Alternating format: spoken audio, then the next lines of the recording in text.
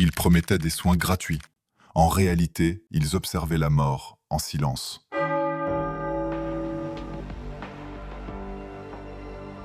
À cette époque, la médecine se modernise vite, mais pas pour tout le monde.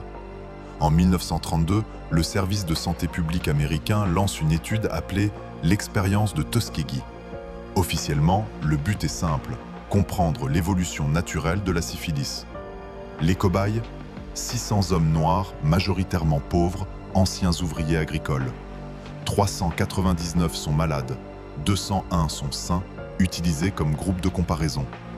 On leur dit qu'ils sont soignés pour du mauvais sang, un terme flou, rassurant, mensonger. Ils reçoivent des examens, quelques pilules, parfois des injections, mais aucun traitement réel. Puis arrivent les années 1940.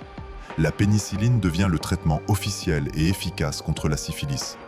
Et là, tout aurait dû s'arrêter. Mais non, les médecins décident volontairement de ne rien faire. Ils empêchent même certains patients d'accéder au traitement ailleurs. Objectif, voir jusqu'où la maladie peut aller, jusqu'à la paralysie, la démence, la mort. Petite pause. Oui, c'était un choix conscient. L'étude dure 40 ans. 40. Des hommes meurent, d'autres contaminent leurs femmes. Des enfants naissent avec la maladie et personne ne leur dit la vérité.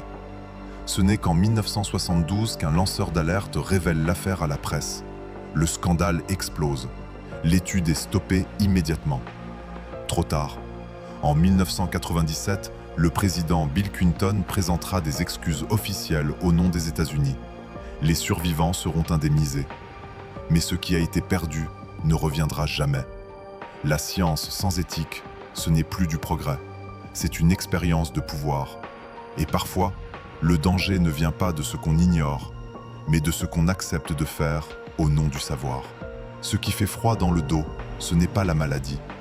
C'est le silence, la durée et le fait que tout était légal. Aujourd'hui, cette affaire a changé les règles de la recherche médicale dans le monde entier. Consentement éclairé, comité d'éthique, contrôle strict. Mais l'histoire de Tuskegee reste là, comme un rappel brutal. Le futur adore la technologie, mais il juge toujours la mémoire. Et certaines expériences, même terminées, continuent de nous regarder droit dans les yeux.